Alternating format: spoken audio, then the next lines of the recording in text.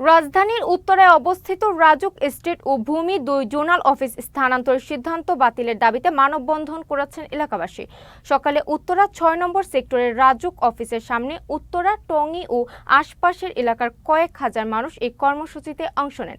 মানববন্ধনে বক্তারা বলেন, রাজুক জোনাল অফিস স্থানান্তরিত হলে ক্ষতিগ্রস্ত হবে উত্তরা ও আশপাশের এলাকার প্রায় 1 লাখেরও বেশি মানুষ। অফিস স্থানান্তরের সিদ্ধান্ত থেকে রাজুককে সরে আসার দাবি জানান তারা। অন্যথায় মহাসড়ক অবরোধ কিংবা মতিঝিলের রাজুকের প্রধান কার্যালয় ঘেরাও কর্মসূচি পালন করার হুঁশিয়ারি দেন তারা। ফ্যাসিস্ট আওয়ামী সরকারের আমলে যে সকল ব্যক্তিবর্গের নামে অবৈধভাবে প্লট বরাদ্দ দিয়েছিল তা বাতিল করে ক্ষতিগ্রস্ত ব্যক্তিদেরকে তাদের ন্যায্য দাবি মোতাবেক প্লট দেওয়া হোক। ইতিপূর্বে রাজুক ঘোষণা দিয়েছিল আমাদেরকে অতি দ্রুত ক্ষতিগ্রস্ত প্লটগুলো দিবে, কিন্তু আমরা একাধিকবার করার পর রাজুক আমাদের কথা আমলে নেয় নাই।